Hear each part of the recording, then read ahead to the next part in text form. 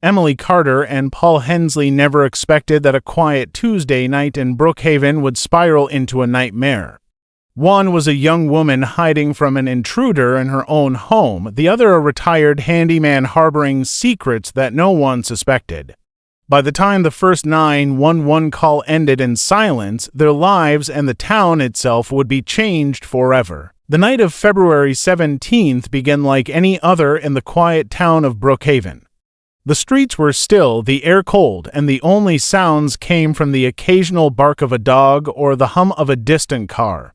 It was the kind of town where everyone knew each other, and the police were more used to dealing with noise complaints than real emergencies. That's why the 911 dispatcher, Kelly Morris, nearly dropped her coffee when a shaky voice whispered into her headset just before midnight.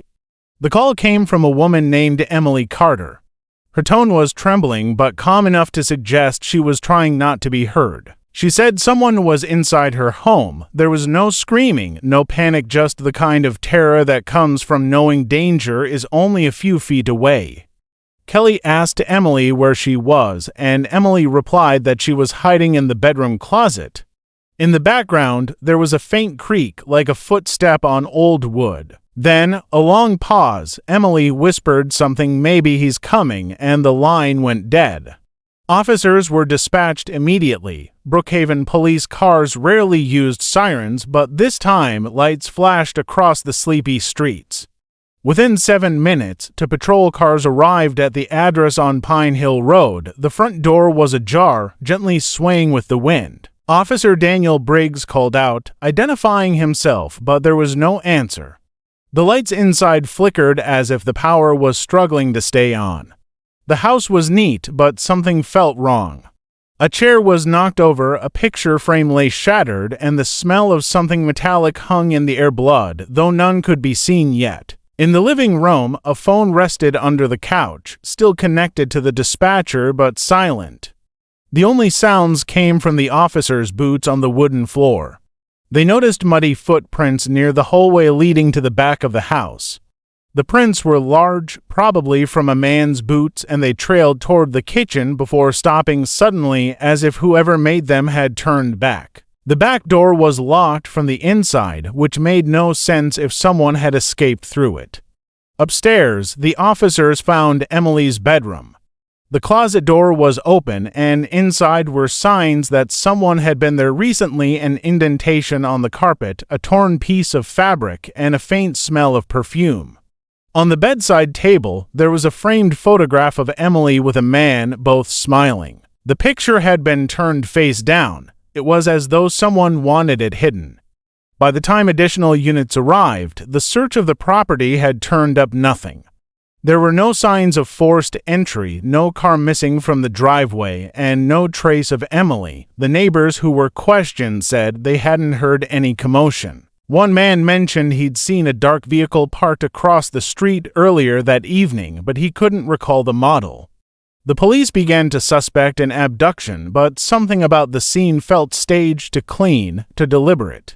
When detectives examined the call recording, they noticed faint tapping sounds before the line cut out. It wasn't random static. It almost sounded like a pattern, as if Emily had been trying to signal something before the silence took over.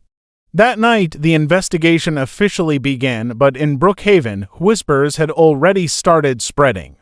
People said the Carter house had always been strange, that the lights sometimes flickered for no reason, and that the family's history wasn't as ordinary as it seemed.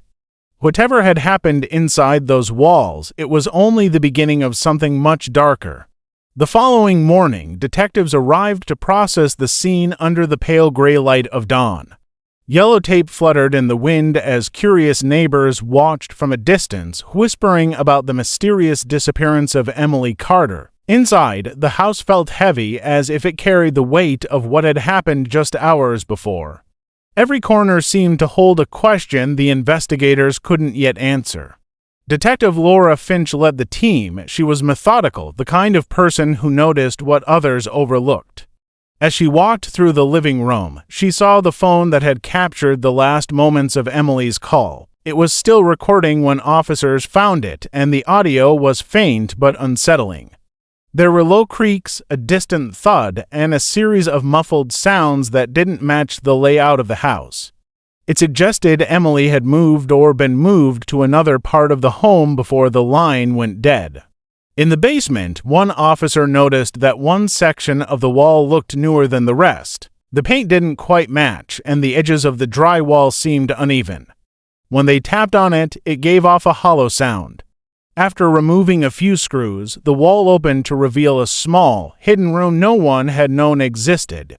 It was cramped, with a single light bulb dangling from the ceiling and dust coating everything inside. The discovery was both eerie and confusing. On a makeshift shelf, they found old photographs, some in black and white, showing different people standing in front of the Carter house at various points in time. None of them were Emily. There were also strange symbols drawn in chalk along the edges of the wall, circles with intersecting lines, arrows pointing in different directions, and what appeared to be dates written beneath them. A dusty wooden box sat in the corner, labeled in faded ink, "Do not open." It was the kind of warning that only made people more curious. When they pried it open, they found bundles of newspaper clippings carefully tied with string. Each clipping reported a missing person case from towns around Brookhaven, all dating back nearly a decade. There were men, women, even a child, all gone without a trace. The most chilling part came when Detective Finch flipped through the stack and stopped at one headline: "Local teen Luke Carter vanishes without a trace." Luke Carter was Emily's older brother. He had disappeared 8 years earlier, just after turning 20. His case had gone cold within months, though the family had never stopped searching. Now, seeing his name in that box connected the dots in a way that no one expected. The basement, once thought to be just another part of the old house, had become a crime scene within a crime scene. It wasn't clear who had created the hidden room or why, but the signs pointed to something that went beyond a random home invasion. Detectives searched for fingerprints, DNA, anything that could explain what they'd found, but the surfaces were wiped clean. Someone had been careful, someone had been in that house long before the night Emily disappeared. As the evidence piled up, the timeline began to blur. Was Emily taken because of what she knew? Or had she discovered something she wasn't supposed to find? The house, silent and still, seemed to hold its secrets close. And deep within that basement, in the air that smelled of dust and old paper, it felt as if the past had finally come back to life. Detectives widened their investigation to include everyone who lived near the Carter house, hoping a neighbor might have seen something unusual. Most people repeated the same story. They hadn't heard a thing. The night had been quiet, and they hadn't noticed anyone lingering around. But one neighbor stood out. Paul Hensley, a retired handyman who lived 2 houses down, seemed unusually tense during questioning. He claimed he had never met Emily personally, but other residents remembered seeing him working at the Carter home multiple times over the years, fixing leaky faucets or repairing broken windows. His nervous behavior drew suspicion. Detectives decided to investigate further, and a search of Paul's property revealed a small shed at the back of his yard, hidden behind overgrown bushes. Inside, the smell of damp wood and rust was overwhelming. The officers moved cautiously, their flashlights illuminating the interior. There were tools, paint cans, and various household items that seemed innocent at first glance, but as they dug deeper, the collection became unsettling. Among the items, they found a broken picture frame that matched one missing from the Carter house, a pair of women's shoes that belonged to Emily, and a piece of torn fabric from the sweater she had been wearing the night she vanished. Paul Hensley was nowhere to be found. His truck was gone, and personal items, including his wallet and cell phone, were missing. The evidence suggested he had planned to leave and may have known the investigation was closing in on him. Detectives quickly realized that the case had escalated beyond a simple missing person. They were now dealing with someone who had been actively covering their tracks. Further digging into Paul's background revealed a troubling history. He had a criminal record dating back 20 years, with incidents ranging from petty theft to assault, but nothing that would hint at the violent or organized behavior the investigation now suggested. It became clear that Paul had carefully hidden a double life. His calm, friendly exterior as a retired handyman masked something darker, and his shed seemed to function as a storage space for objects taken from the homes he targeted. When detectives uncovered a map of Brookhaven in the shed, their concern deepened.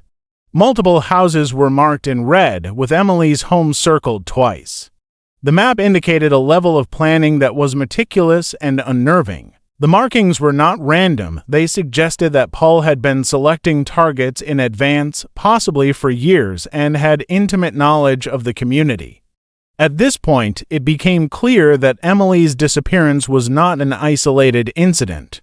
Police began to suspect a serial pattern, connecting her case to other unsolved disappearances in the surrounding towns. Each clue hinted that Paul was not acting alone or on impulse.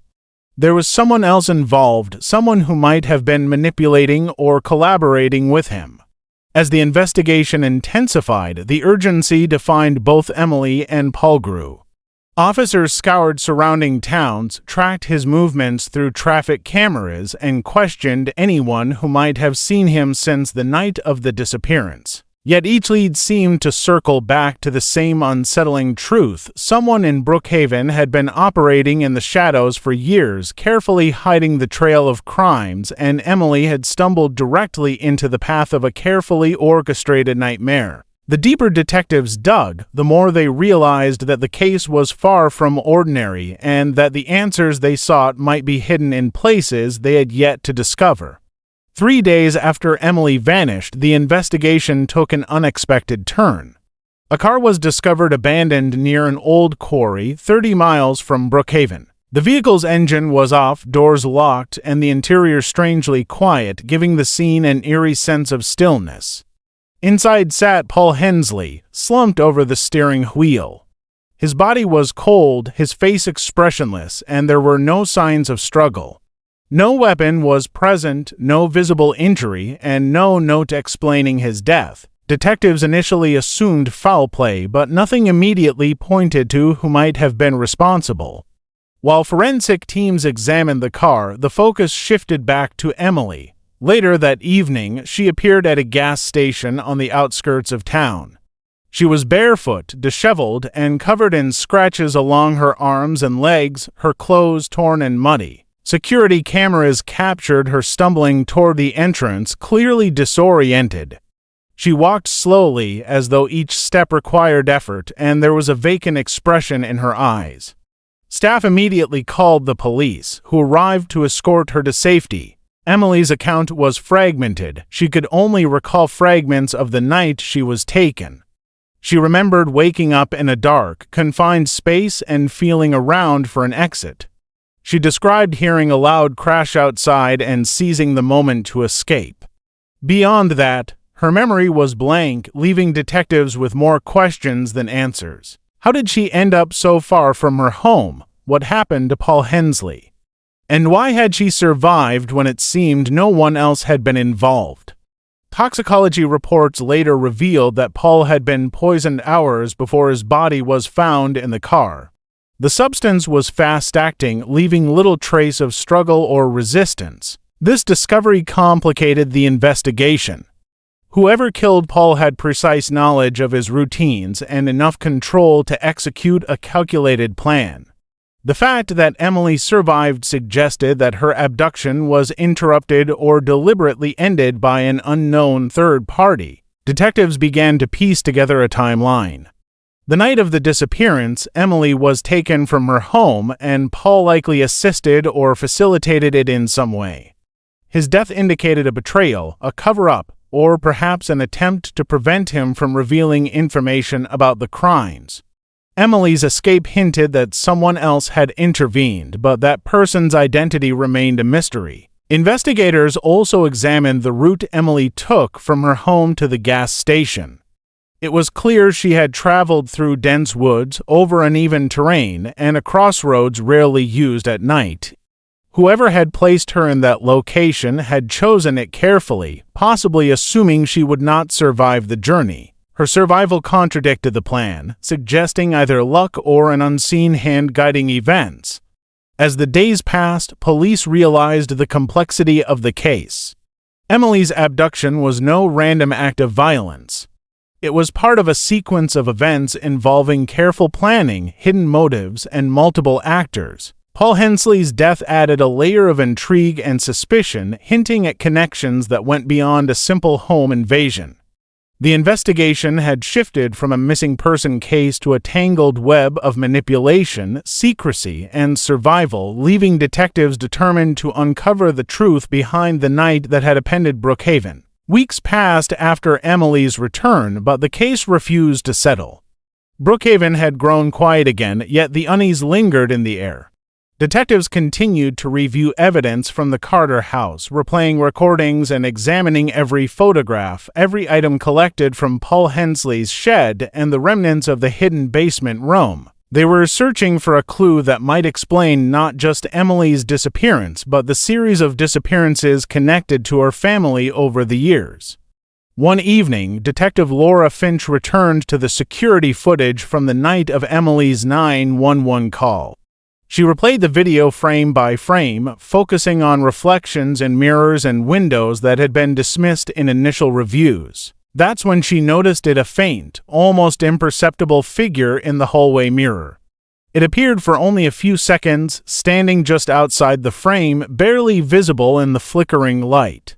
At first, she thought it might be a trick of shadows, but the shape moved with intent. The figure wore what looked like a uniform, one resembling police attire, though not quite right. Further investigation revealed that the uniform was indeed a legitimate piece of work attire, but it belonged to a private security company that had once been employed by the Carter family years before Luke Carter, Emily's brother, disappeared. Employees of the company had access to the house during renovations, repairs, and security checks. The revelation sent chills through the investigation team.